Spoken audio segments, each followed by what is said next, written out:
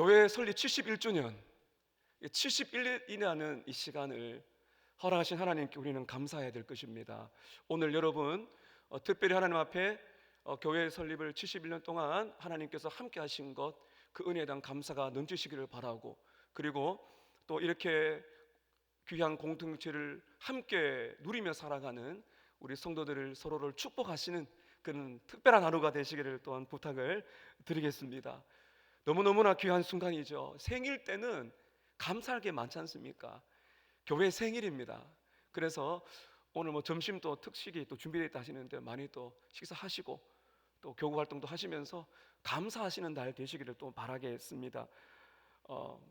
저는 특별히 이 주일 오전에 부흥이라는 주제로 말씀 나누면서 우리 교회가 정말 하나님의 은혜로 부흥이 왔으면 좋겠다, 이렇게 느헤미야 말씀을 진행해 왔습니다. 오늘 제가 드리는 말씀이 교회 설립 주간과 너무 잘 맞는 말씀인데, 지난 주간에 해야 되는 말씀인데 제가 지난 주간에 코로나 때문에 못 나와서 우리 원로 목사님께서 그 천국 시민의 삶이라는 너무나 귀한 말씀을 또 주셨습니다. 저는 코로나 안 걸릴 줄 알았는데 걸리고 나니 참 우리 성도들이 코로나 때문에 많이 고생하셨구나 느낄 수 있는, 또 기도할 수 있는 기간이 되고, 오늘 장로님이 기도하신 것처럼 선한 목자로서 양들의 아픔을 알아라 하시는 하나님의 특별한 뜻이 아닌가. 그래서 며칠간 인후염 때문에 고생 많이 했지만은 여러분 목소리 괜찮죠? 네, 너무나 또 감사를 드립니다. 교회가 얼마나 소중한가를 또 많이 또 깨달은 또 순간이고, 한 주만 이렇게 비워도 막 그립고, 또 예배를 드리는 이것이 강단이 얼마나 귀한가를 또 많이 알게 됩니다. 부흥을 우리가 왜 사모해야 될까요? 부흥은 소나피아와 같은 것입니다. 하나님의 특별한 은혜의 순간이 부흥이라 그럽니다. 저는 부흥이 올 때 많은 현상이 일어나는데 2주 전에 이렇게 말씀을 드렸어요. 부흥이 오게 되면 공동체가 달라집니다. 특별히 교회를 사랑하는 마음이 특별하게 바뀌는 때가 있다. 그래서 이 느헤미야 시대 때 이 성도들이 은혜를 받았을 때 막 교회를 사랑하는 마음이 오는데 결심을 했다 그랬습니다. 말씀 이 한 권의 책인 성경에 내 삶을 맡기겠습니다. 그것부터 시작해서 이 말씀으로 결혼과 가정을 새롭게 하겠습니다. 이 말씀을 통해서 주일 성수, 예배에 목숨 걸겠습니다. 교회가 얼마나 귀한지 예배와 교제와 이 말씀을 누리고 내 영혼의 안식도 누리고 육신의 안식도 누리겠습니다. 그리고 이 교회에 대한 사랑, 이 교회가 얼마나 소중한가, 그에 대한 헌신을 통해서 우리의 주신 물질, 에너지, 시간, 눈물을 함께하는 우리 성도들과 함께 교회 공동체를 만들어가는데 특별한 헌신을 했다, 결심을 했다라고 말씀을 드렸어요. 그 모든 결심의 한 문장의 내용이 10장 39절 하반절에 나와 있는데 이렇게 말씀이 나와 있습니다. 10장 39절 하반절에 보면, 자, 이런 PPT를 보시면서 함께 읽겠습니다. 시작. 우리가 우리 하나님의 전을 버려두지 아니하리라. 이스라엘 백성들은 우상 숭배를 하고 불순종해서 나라를 빼앗기고 70년의 포로 생활을 하고 돌아왔습니다. 그들이 깨달은 것이 무엇인가 하면은 하나님의 성전을 버렸다. 그 말은 예배를 버렸다는 겁니다. 하나님과의 관계, 예배를 드리면서 은혜 받는 것을 우습게 알고 소홀히 여기니까 우상을 섬기더라. 은혜를 받고 돌아왔더니 이 예배가 얼마나 중요하며 내 생애에 하나님께서 함께하는 것이 얼마나 귀한가를 이스라엘 백성들이 깨닫고는 이렇게 말하지 않습니까? 우리가 더 이상 하나님의 전을 버리지 않겠습니다. 예배드리는 것, 이 말씀의 은혜를 받는 것을 내 생애의 가장 소중히 여기고, 이 구약의 이 성전은 신약의 교회, 우리들 교회를 사랑하는 마음 새롭게 결단을 한 것입니다. 저는 오늘 이어서 이 부흥의 불길이 어떻게 역사하는가, 부흥은 하나님의 은혜가 충만하게 임하면 교회의 공동체를 새롭게 합니다. 거기서 끝나지 아니하고 그 영향력이 우리가 살고 있는 가정과 도시로 확산된다는 것을 오늘 말씀을 통해 보게 될 것입니다. 여러분, 하나님이 하시는 일들에 꿈을 꿔야 됩니다. 이게 정말 우리가 흥분되는 일입니다. 내가 이 땅에 한 사람의 신앙으로 살아가는 거 귀합니다. 근데 나를 통해서 하나님은 가정을 변화시키기 원하시고, 나를 통해서 이 도시를 변화시키기를 원하신다. 그것을 위해서 하나님께서는 71년 동안에 서머나교를 이 땅에 세워주셨다. 여러분, 이 하나님의 엄청난 비전을 오늘 함께 보기를 원합니다. 제가 세 가지 질문을 한번 던져보겠습니다. 우리 지역 주민들이 이 신월동에 우리 서머나 교회가 있다는 것에 대해서 어떻게 평가를 할까요? 우리 교회가 이곳에 있다는 것을 통해서 우리 주민들이 소망을 얻게 될까요? 정말 저 교회는 다르다고, 저기 있는 담임 목사는 다르다고, 성도들은 다르다고, 다른 사람이 맞다고, 진짜 성도가 맞다고 우리에게 그렇게 말을 할까요? 우리 교회가 신앙생활을 제대로 하는 것이 우리가 살고 있는 이 도시 창원에 어떤 영향을 미치게 될까요? 오늘 본문을 통해서 우리는 그 소망을 갖게 되는 것입니다.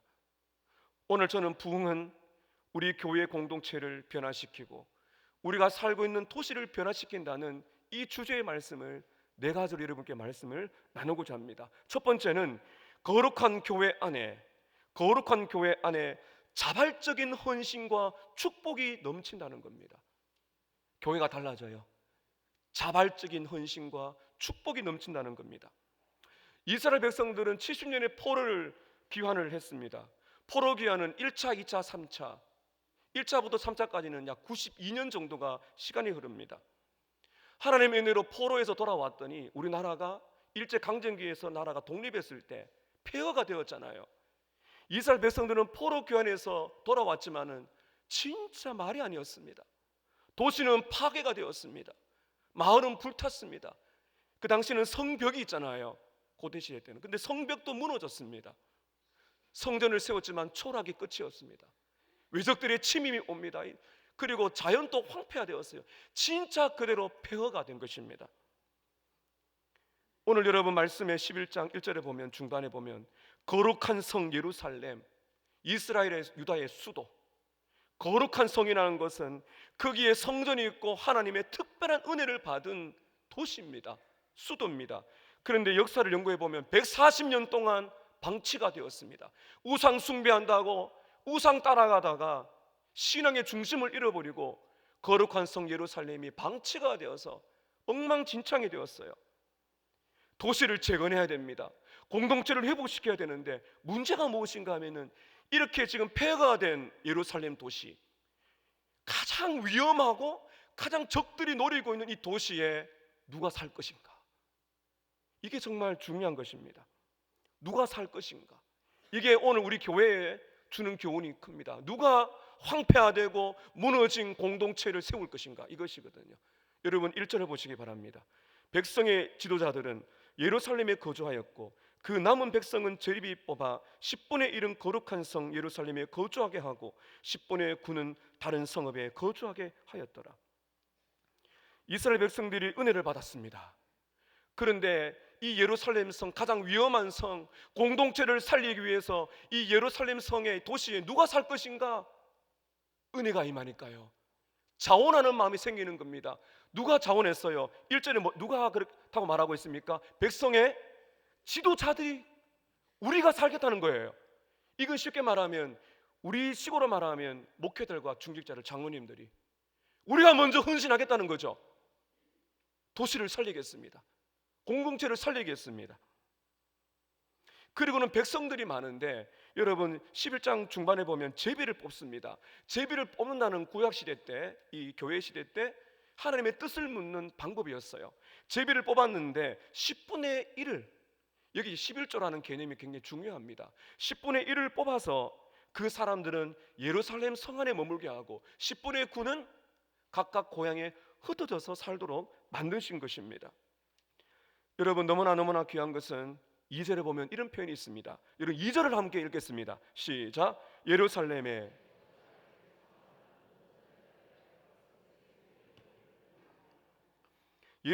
거주하기를 어떻게 하는 사람이요? 자원하는 사람들, 기쁨으로 자발적으로 헌신하는 사람들, 교회를 특별한 사랑의 애정을 가지고 거기에 헌신하는 사람들, 억지로 등을 미는 것이 아닙니다. 제비를 뽑았지만은 왜 내가 제비를 뽑혔는가 불평하는 것이 아니에요. 자발적인 마음. 여러분, 이것이 은혜를 받으면 역사가 일어납니다. 은혜가 메마르고 무엇인가 교회가 막 문제에 막 가득 차버리면은 기쁨이 없어요. 기계가 이렇게 녹이 쓴 것처럼 돌아가지가 않습니다. 일을 하려고 하지 않습니다. 그러나 하나님께서 교회에 은혜를 주시고 부흥을 주시고 그 말씀의 능력이 나타나게 되면 사람들의, 성도들의 마음이 바뀌게 된다는 거예요. 교회를 향한 특별한 애정, 누가 시켜서 하는 것도 아니고 억지로 떠밀려가는 것이 아니고 팔짱 끼고 방관하는 것도 아니고 그냥 누가 알아서 하겠지가 아니고 자원하여서 내가 사랑하는 교회 공동체를 위해서 내가 어떻게 헌신할 것인가, 이런 마음이 오는 것입니다. 이 당시 백성들이 이렇게 고백하는 거죠. 내가 헌신하겠습니다. 내가 예루살렘 성에 들어가 자발적으로 거기 살게요. 힘들고 어려운 희생이 있지만은 내가 공동체를 세우겠습니다. 이렇게 한 것입니다. 도대체 예루살렘이 어떤 곳입니까? 여러분 1절 다시 보십시오. 백성의 지도자들은 예루살렘에 거주하였고 그 남은 백성은 제비를 뽑아 10분의 1은 어떤 성입니까? 거룩한 성 예루살렘, 시온성. 거기에 성전이 있는 것이거든요. 이스라엘 백성들은 그 성전을 이제 그 건물이 있었어요. 지금 이 성전이라는 개념은 바로 성령님이 거주하시는 우리 모두가 성전의 개념입니다. 거룩하다는 겁니다. 거룩하다는 건 하나님의 놀라운 구별이다. 거룩하다는 것은 하나님께서 특별한 목적으로 구별시켰다는 거예요. 다르다는 겁니다. 이게 우리예요. 이게 교회라는 것입니다. 하나님은 세상과 구별해서 한 공동체를 세우셨는데 거기에 공동체를 통해서, 교회를 통해서 하나님은 당신의 영광을 드러내시고 하나님은 예배드리는 우리를 통해서 예수 그리스도의 복음이 흘러가기를 원하시는 특별한 목적으로 구별한 인생. 사랑하는 여러분, 저와 여러분이 정말 예수 그리스도를 진심으로 믿는 구원받은 백성이라면, 그 믿음으로 함께 모여있는 그리스도의 몸인 교회 공동체라면 우리는 특별한 존재입니다. 거룩합니다. 세상에 이런 존재가 없고 이런 곳이 없어요. 여러분이 스스로 여러분을 어떻게 평가하시는지는 모릅니다. 그러나 여러분의 자존감은 달라져야 되는 거예요. 우리의 자존감은, 우리의 정체성은, 우리의 아이덴티티는 하나님의 거룩한 백성이다. 교회는 다르다는 거예요. 죄가 많아요. 시험이 많지만 그러나 교회는 달라요. 그것은 하나님의 특별한 은혜가 있는 것입니다. 여러분, 그래서 우리는 특별한 은혜의 감사와 그리고 특별히 71년 동안 함께 하신 그 은혜에 감사하고 함께 예배드리는 우리가 거룩한 자부심을 가지셔야 됩니다. 우리 계획주의 신앙의 선배들은요, 종교개혁을 하고 그 계획주의, 우리가 계획주의를 따르는 장로교단이지 않습니까?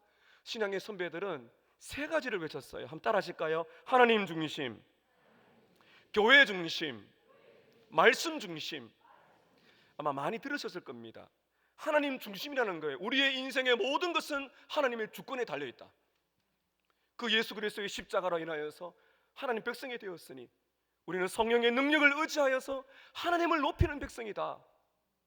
그 다음에 교회 중심입니다. 교회 중심이란 거는 교회 와서 살아라고 하는 게 아니고요, 교회가 우리의 인생의 중심, 함께 예배드리는 이 거룩한 공동체, 함께 교제하는 교제의 출발, 모든 인간관계의 출발이 우리의 성도들, 여기서 함께 울고 함께 웃으면서 말씀을 누리고 은혜를 누리고 세상에서 이리 치이고 저리 치이고 때로는 자존심 상하고 짓밟히는 인생이 있다 할지라도 교회에 와서 교회 중심에서 존귀 여김을 받고 사랑을 받고 하나님의 은혜를 받는 이 모든 축복된 교제가 교회 중심, 그리고 말씀 중심, 이 모든 것을 기반으로 하는 것이 사람의 사상이 아니라 살아계신 하나님의 말씀이 우리의 인생을 재편하고 그 말씀 위에 우리 모든 것을 맡겨드리는 인생의 말씀 중심.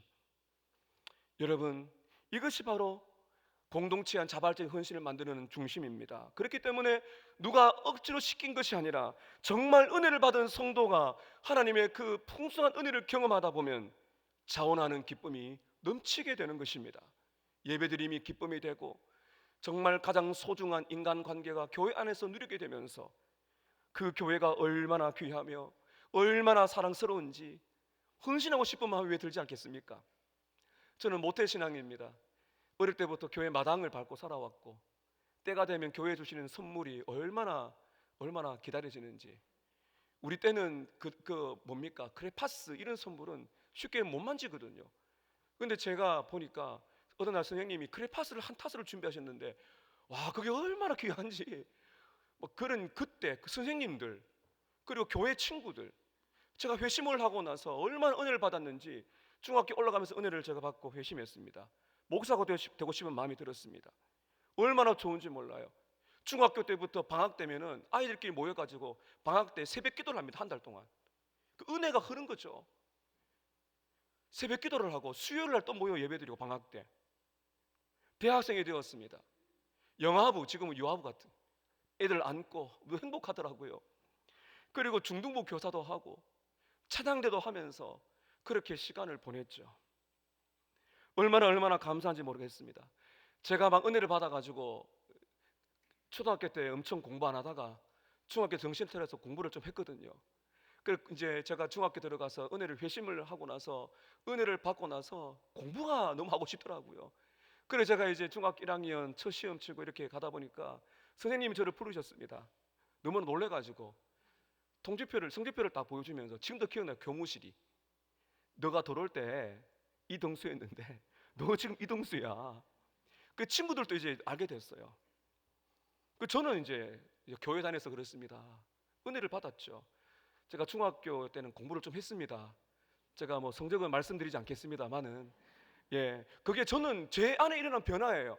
그 은혜를 받고 그러면 공부를 안 한다는 건 그건 잘못된 거예요. 그 은혜를 받으니까 인생의 목적을 깨닫는 거예요. 교회가 너무 좋은 거예요. 오전 예배도 있었거든요. 오후 예배도 있었어요. 중학생 때. 그나마 또 기도하고 찬양하고, 그게 뭐 교회를 떠나기 싫었어요.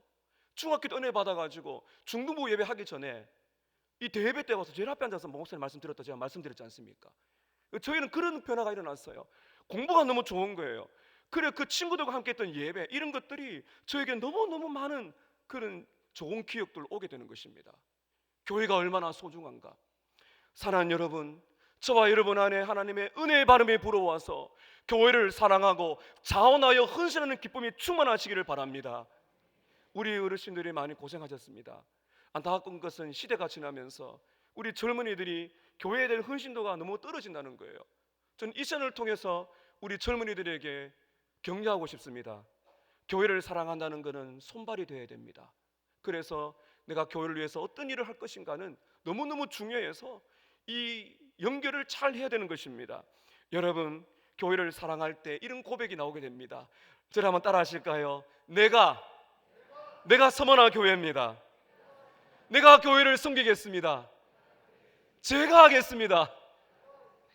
그런 기쁨이 넘치게 되는 것이 교회의 복이 아니겠어요? 교회를 생각하면, 은혜 자리를 생각하면 가슴이 따뜻해지고 그리워지는 것들, 정말 기도하시는 어르신들이 생각나고 주일학교 그리워지는 것들, 시간과 물질과 에너지를 드리는 것이 아깝지 아니하고 교회가 그 시간과 물질을 통해서 다음 세대를 살려내고 흘러보내는 일들, 여러분 이것이 얼마나 귀한지 몰라요. 여기에 큰 충격을 받은 이스라엘 백성들은 축복하기 시작합니다. 여러분 2절 끝을 보시기를 바랍니다. 2절입니다. 예루살렘에 거주하기를 자원하는 모든 자를 위하여 백성들이 복을 빌었습니다. 나머지 사람들은 충격을 받은 겁니다. 헌신하는 그들을 바라보면서 축복했습니다. 여러분, 교회가 은혜가 임하면요 불평이 사라질 줄로 믿습니다. 불평이 사라지는 거예요. 그리고 서로에 대한 축복이 많아지는 겁니다. 수고한다고, 격려한다고, 너무너무 고생이 많다고, 헛되지 않다고, 주의 일에 힘쓰는 이들을 향해서 축복하는 그 격려가 넘치게 되는 거죠. 교회가 시험이 들고 어려우게 되면 불평 불만이 가득합니다.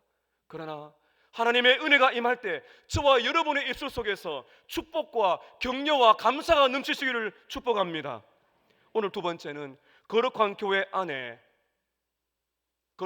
영적인 유산이 흐르더라 하는 거예요. 영적인 유산. 11장에 보게 되면 우리가 다 읽지는 않았지만은 3044명의 남자들의 이름이 나옵니다. 그것은 가족을 대표하는 가장의 이름이고요. 여자들과 아이를 합하면 최소한 10,000명이라고 학자들이 보고 있습니다. 가족 단위로 이름이 나오고 있어요. 우리가 주목해야 될 것은 이렇게 사람 이름이 나오는데 왜 하나님이 기록하셨는가? 놀라운 것은 영적인 유산이 흐르고 있다는 겁니다. 다시 말하면 신앙이 앞선 세대에서 다음 세대로 계속해서 이어가고 있더라 하는 것이 오늘 말씀에 나오고 있습니다. 여러분 4절과 5절을 제가 읽어드리겠습니다. 4절입니다. 예루살렘에 거주하는 자는 유다 자손과, 자손이라는 자를 잘 보세요. 자손과 베냐민 자손 몇 명이라. 유다 자손 중에는 베레스 자손 아다야니 그는 우시아의 아들이요, 아들 스가라의 누구라고요? 손자요, 아마라의 증손이요, 스바다의 현손이며 마할할렐의 오대손이며. 5절에 마세아님 그는 바룩의 아들이요 골호세의 손자요 하사의 증손이요 아다의 현손이요 요아라비의 몇 대손이라고요? 5대손이요 스가라의 6대손이요 실로 사람의 7대손이다. 성경에서 지금 뭘 말하고 있는 것입니까? 7대손에 이르기까지 세대 지나가서 신앙이 전수가 된다. 이게 바로 언약 공동체입니다. 지금 한국 교회는 다음 세대의 전수가 사활을 걸어야 됩니다. 오늘 성경은 뭐라고 말하고 있습니까?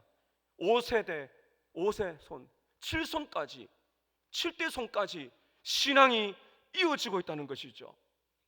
사랑하는 여러분, 우리가 다음 세대 자녀들에게 물려줄 수 있는 신앙의 유산이 무엇입니까? 우리가 무엇을 자녀들에게 물려줄까요? 돈을 물려줄까요? 집을 물려줄까요? 재산을 물려줄까요? 차를 물려줄까요? 권력과 명예를 물려줄까요? 사랑하는 여러분, 우리는 달라야 되지 않겠습니까? 교회가 진짜 복을 받고 이 땅에 교회를 통해서 이 나라를 살리는 길은 우리는 달라야 되잖아요. 우리는 무엇을 물려줘야 되겠어요? 예수를 믿는 신앙의 유산을 물려주시기를 축복합니다. 여기에 사활을 걸어야 되는 것입니다. 그래서 지금 이 시간에 다음 세대가 예배를 드리고 있는 거, 여러분 정말 우리는 중요합니다. 제가 여러분 예배 때마다 우리 이번에 이런 부서가 성경학교 합니다, 주일학교, 그리고 수련합니다, 기도 부탁하는 이유가 있습니다. 미래가 있어야 됩니다. 이 전수가 되어야 되는 것입니다. 너무나 중요한 것이죠. 우리 지난주 목사님 통해서 말씀드렸지만 다 아실 거예요. 출산율이 지금 0.74명, 심각합니다.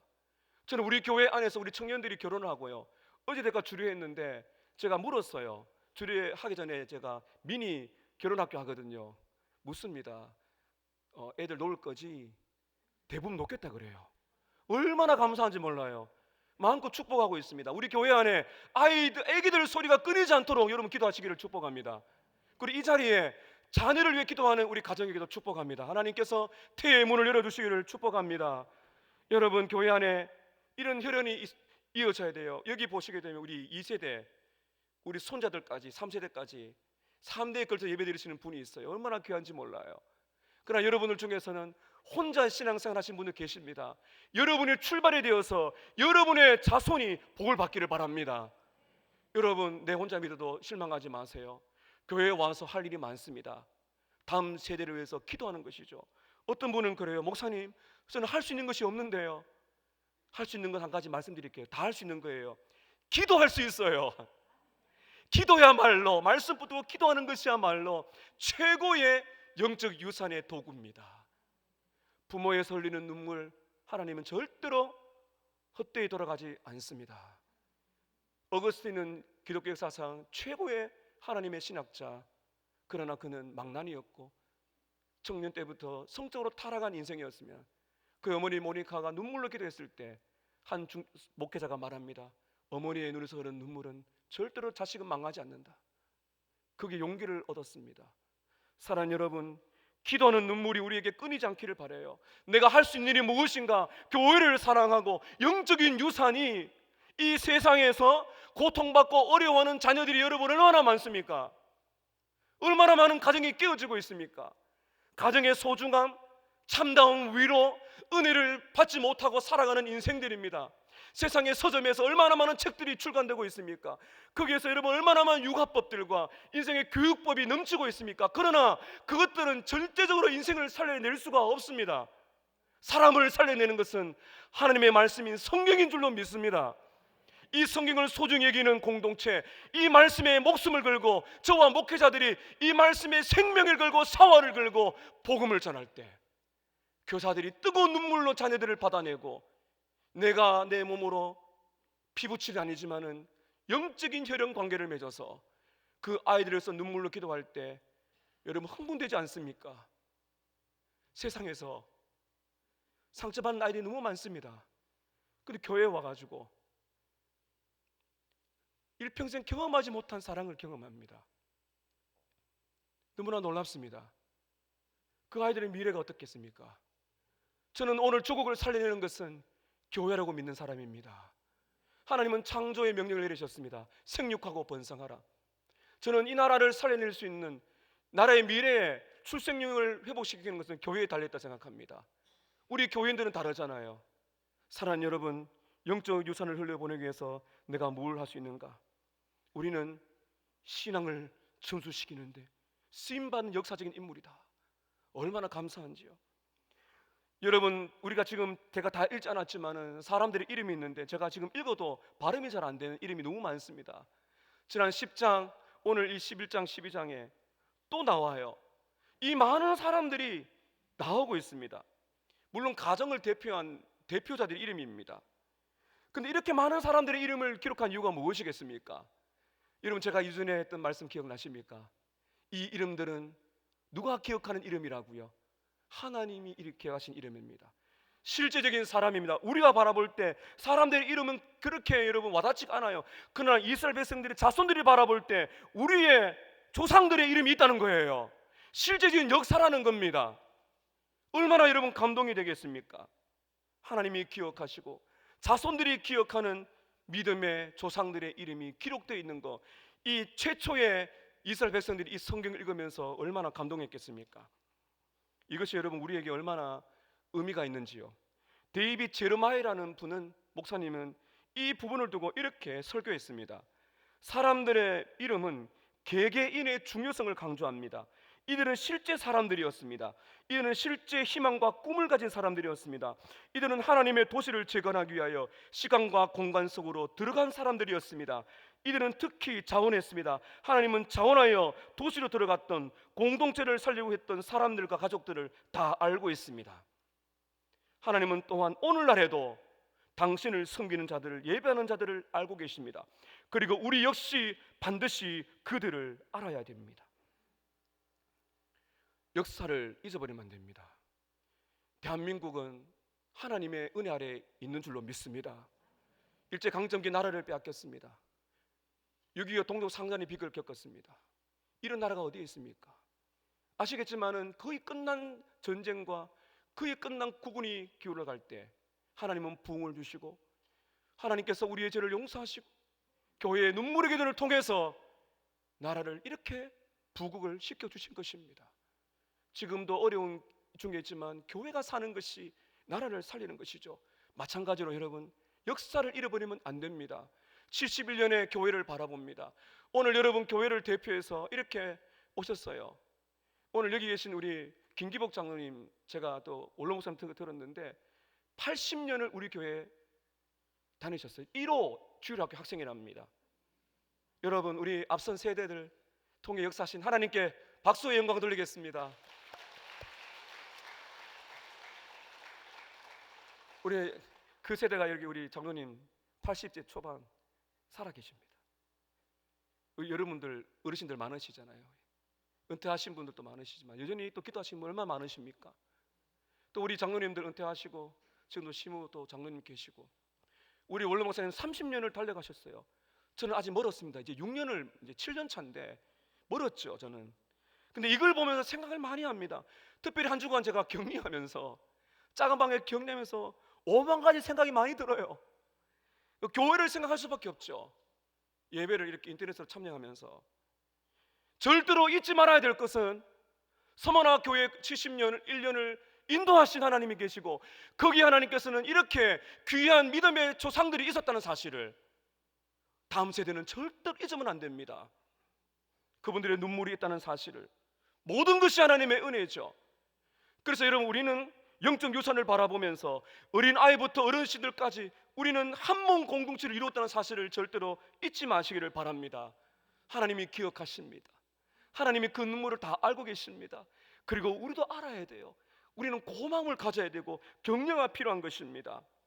여러분, 우리 교회 안에는 사랑부가 있습니다. 우리 교회는 장애인과 비장애인의 담이 없습니다. 우리 교회는 인종차별이 없습니다. 중국인들과 캄보디아 예배가 있습니다.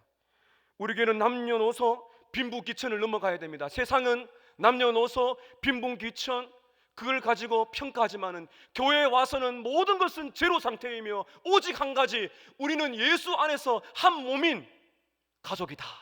할렐루야. 빈부귀천을 가지고 교회에서 평가하면 안 됩니다. 그거 하면 망합니다. 그거 가지고 가면 교회는 죽습니다. 우리는 세상을 거슬러 가야 되는 것입니다. 하나님 안에 한 가족이며 예수 안에 한 몸이며 이렇게 여러 가지 많은 어려움이 있다 할지라도 그 사람의 과거를 묻지 마십시오. 그 사람은 어떤 사람이더라, 그 과거가 아니라 현재 그가 예수를 믿고 돌아왔다면 그 모든 과거는 하나님의 은혜 속에 있는 줄로 우리가 믿습니다. 색깔 안경 끼고 보시면 안 돼요. 교회가 그런 사람이 와야 되지 않겠어요? 우리 다 죄인이잖아요.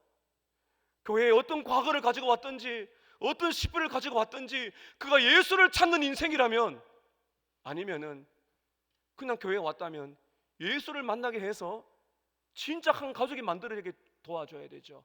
이것이 영적인 유산을 만들어내고 하나님의 은혜가 우리 시대에 끝날 것이 아니라 한국교회를 살려내기 위해서 우리 교회 안에서 세대 세대로 자손만대 이르기까지 영적 유산이 이어지는 교회가 되기를 축복합니다. 오늘 세 번째는 거룩한 교회 안에 멈추지 않는 은혜가 있더라 하는 것입니다. 거룩한 교회 안에 멈추지 않는 하나님의 은혜가 충만합니다. 12장에 보게 되면 12장은 읽지 않았지만 1절부터 26절까지 읽었습니다. 제가 1절과 26절을 읽고 여러분께 설명을 드리겠습니다. 12장 1절에 스알디엘의 아들 스룹바벨과 예수아와 함께 돌아온 제사장들과 레위 사람들은 이러하니라. 스룹바벨 시대에 제사장과 레위 사람이 있다면서 이제 명단이 쭉 나오죠. 26절을 한번 보시기를 바랍니다. 이상의 26절입니다. 이상의 모든 사람들은 요사닥의 손자 예수아의 아들 요아김과 총독 누구와요? 느헤미야와 제사장 겸 학사 에스라 때에 있었느니라. 여러분 1절과 26절을 보게 되면 1절과 26절 사이에는 92년의 역사가 여기 있는 거예요. 1절은 1차 포로기한 때, 그리고 지금 26절은 3차 포로기한 때 최소한 92년 이상이라는 역사가 흐르고 있는 것입니다. 이게 은혜입니다. 느헤미야는 조상들을 기억하고 있는 것입니다.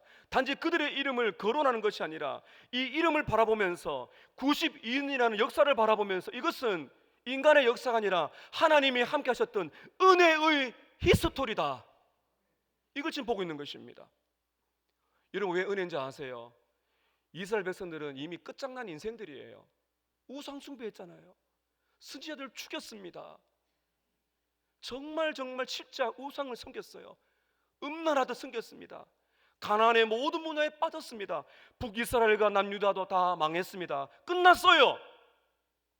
그러나 하나님은 택한 백성들을 버리지 아니하시고 70년 동안 후에 포로 귀환을 시켰어 돌아오게 하셨습니다. 왜 그렇습니까? 언약의 하나님이기 때문입니다. 당신의 백성들을 버리지 아니하시고 끝까지 책임지시는 하나님의 은혜 때문에 이들이 이렇게 지금 살아가고 있는 것이죠. 그걸 느헤미야가 알고 이름을 지금 다 기록을 하고 있는 것입니다. 71년이라는 서머나 교회의 역사는 하나님의 은혜 역사인 줄로 믿습니다. 그 은혜에 대한 감격이 70년으로 끝나는 것이 아니라 100년까지 이어질 줄로 믿습니다.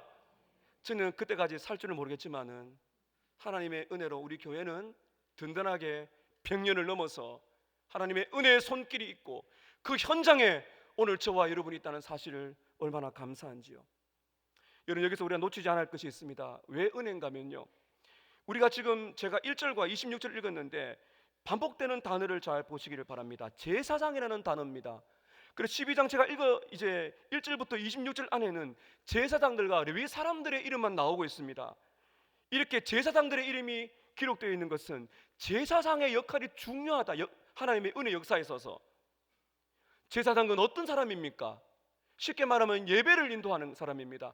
하나님과 우리 사이에 중재 역할을 합니다. 희생 제물을 가져와서 짐승을 잡습니다. 죄 용서를 구합니다. 하나님의 은혜가 임하고 예배를 통해 하나님의 임재를 누리게 됩니다. 백성들은 제사장이 반드시 있어야 했습니다. 그리고 희생 제물을 통해서, 피 흘리는 제사를 통해서 그들은 하나님 앞에 회개하고 용서받고 은혜를 받고 살아갔다는 거죠. 여러분, 그런데 아시겠지만은 구약의 이 많은 제사장들은 불완전한 인간일 뿐이었습니다. 그리고 그들이 가졌던 희생 제물을, 짐승들의 피는 짐승일 뿐이었습니다. 그렇다면은 이 모든 인간의 제사장들과 이 모든 희생 제물은 결국 신약 시대 때 누구에게 지금 상징되고 있는 겁니까? 예수 그리스도입니다. 예수님은 위대한 대제사장이십니다. 모든 율법을 이루셨습니다. 우리는 지금 예수님을 통해서 하나님을 만날 수 있는 줄로 믿습니다. 위대한 중보자가 되십니다. 지금도 우리를 위해서 기도하고 계십니다. 그리고 예수님은 친히 스스로가 희생 제물이 되어서 구약의 수많은 피 흘림이 이제 필요가 없이 예수 그리스도께서 우리의 죄를 대신하여 죽으심으로 말미암아 모든 희생 제사는 완성이 되었습니다. 우리는 예수 그리스도를 통해서 죄의 용서를 받고 하나님께 나아갈 수 있는 복을 받았습니다. 이게 은혜입니다. 히브리서 10장 19절 20절에 보면 이렇게 은혜를 고백합니다. 우리 함께 읽습니다. 시작. 그러므로 형제들아,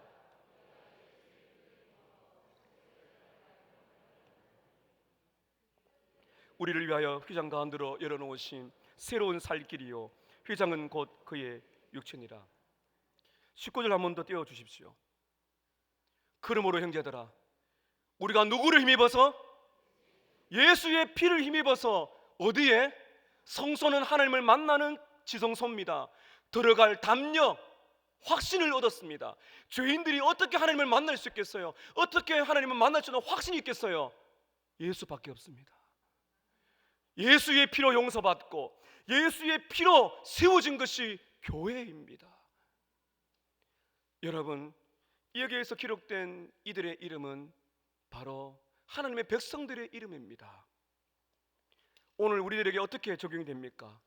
예수의 피로 값주고 사신 그 은혜를 알고 예수의 피를 믿고 죄 용서를 받고 예수를 믿는 하나님의 자녀들은 어린 양의 생명책에 이름이 기록된 줄로 믿습니다. 여러분께 묻고 싶습니다. 여러분 정말 구원받았습니까? 구원받으셨어요? 많은 사람들이 착각하며 삽니다. 여러분, 비극 중에 비극이 뭔지 아세요? 오랫동안 수십 년을 교회에 다녔는데 교회만, 예배당 마당만 밟은 것입니다. 그런 죽었는데 천국 갈 줄 알았는데 영원한 심판 지옥에 떨어지다라는 것입니다. 그만큼 비극이 어디에 있겠습니까? 여러분께 질문을 드립니다. 여러분 구원을 받으셨습니까? 어떻게 확신하십니까? 예수의 피를 믿으십니까? 예수의 피를 믿고 회개하는 자마다 죄 용서를 받았다고 확신하십니까? 그 예수가 유일한 구주이심을 믿으십니까? 여러분의 삶이 그 구주의 은혜로 말씀대로 변화되고 있습니까? 아멘. 그렇다면 여러분, 우리의 이름은 죽임당하신 어린 양의 생명책에 기록된 줄로 믿습니다. 사랑하는 여러분, 이 자리에 나오신 여러분 모두가 예수 그리스도를 믿고 구원받는 자녀가 되어서 생명책에 기록된 뿐만 아니라 서머나교회의 성도로서 역사에 남으시기를 축복합니다. 마지막 네 번째, 거룩한 교회를 통해서 거룩한 도시를 만들어내신다는 겁니다. 이게 하나님의 부흥의 역사입니다. 교회를 통해서 하나님은 도시를 변화시킵니다. 거룩한 도시를 만듭니다.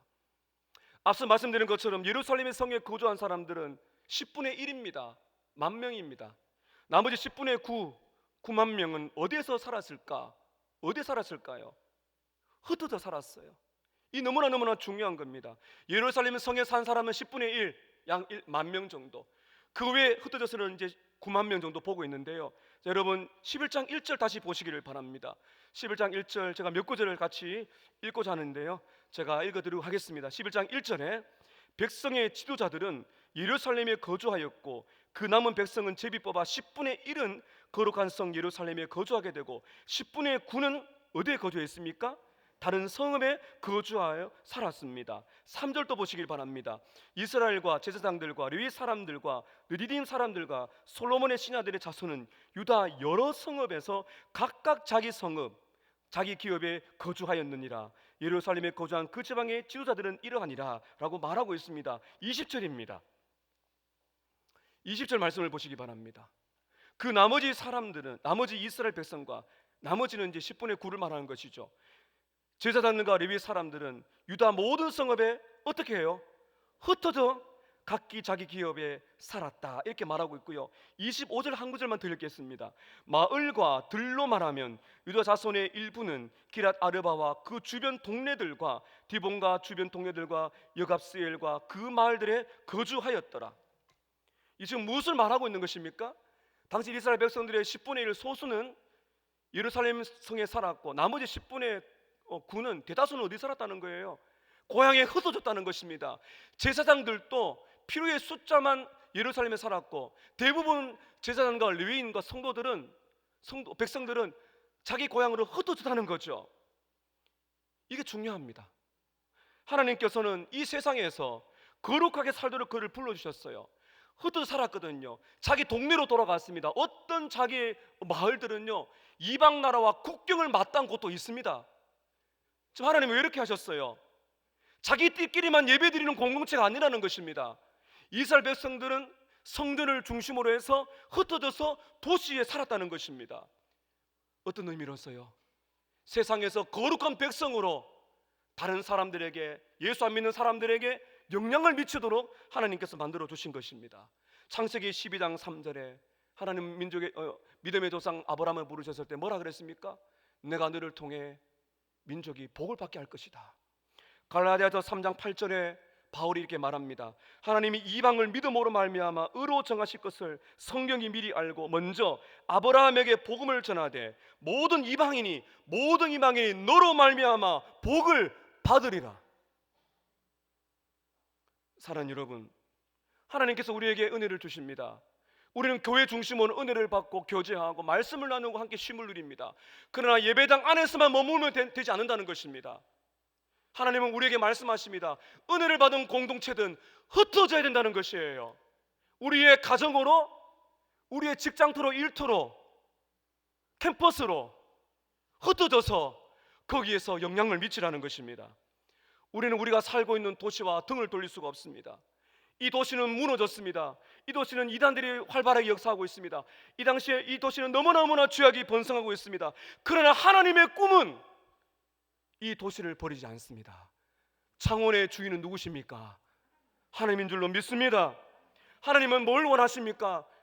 거룩한 공동체인 교회를 통해서, 서머나 교회를 통해서 창원에는 도시를 새롭게 만들기를 원하고 계신 거예요. 부흥이라는 그런 것입니다. 교회가 바뀔 뿐만 아니라 부흥이라는 것은 가정으로, 도시로 영향이 확산된다는 거예요. 우리 교회는 예배드리는 공동체, 교제하는 공동체로 그칠 것이 아니라 우리 지역 주민의 정말 인정받는 공동체가 되어야 되는 것입니다. 여러분, 그리고 우리는요 나가서 복음을 전해야 됩니다. 우리 교회에서 이제 전도대, 주일날, 목요일날 전도 폭발, 학교 전도대, 또 여러 방면으로 복음을 전하고 계십니다. 제가 오늘 소식을 들었는데 지난 토요일날 오후에 시민 생활관 앞에 신천지 젊은이들이 떼져 서서 일렬로 신천지를 이제 드러냅니다. 그들은 부끄러워하지 않습니다. 제가 한번 대화할 길에서 물어봤더니 떳떳하게 말합니다. 우리는 행복하다고 말합니다. 우리는 복음을 전해야 됩니다. 예수를 전하시기를 축복합니다. 우리 교회가 이 땅을 덮어나가야 됩니다. 너무 가깝잖아요, 시내하고. 몇 주 전에 우리 청년들이 창원대학교 전도하러 갔습니다. 전 너무 감사했습니다. 자발적으로 일어나야 되는 거거든요. 캠퍼스가 변화해야 되는 것입니다. 창원의 주를 믿는 백성들이 많아지게 되고 이웃들에게 우리는 복음을 전하고 구제해야 됩니다. 물질을 흘려보내야 되는 것입니다. 그리고 사회 영역으로 들어가야 돼요. 사회 영역으로 여러분이 주신 그 지위가 있다면 여러분 우리는 들어가야 됩니다. 문화를, 이 나라의 권력과 정치를 예수 믿는 사람이 들어가서 바꾸어 내시기를 축복합니다. 그것을 기도해야 되는 것입니다. 사랑하는 여러분, 이 세상은 기다리고 있습니다. 참된 교회를 기다리고 있습니다. 이 세상 사람들은 진짜 성도를 보고 싶어하고 있습니다. 바로 여러분, 우리가 그 교회가 되기를 축복합니다. 우리가 미약하잖아요. 이 100만이 넘는데 예수 안 믿는 사람이 95만이 가까이 돼요. 우리 교회 크게 비하면 미미하잖아요. 그러나 여러분, 기독교 역사를 보세요. 하나님은 소수를 통해서 부흥을 일으키십니다. 절대로 낙심할 필요가 없어요. 주님이 우리 교회를 통해서, 창원의 크고 작은 모든 교회를 통해서 참된 교회를 보여주고 참된 신자를 기다리고 있는 이때에 저와 여러분이 진짜 교회, 진짜 신자를 보여줌으로 인하여 우리가 살고, 가정이 살고, 교회가 살고, 도시를 살고, 이 나라 민족을 살려내는데 부흥의 역사가 현장이 되시는 저와 여러분 되시기를 주의 이름으로 축복합니다. 기도하겠습니다.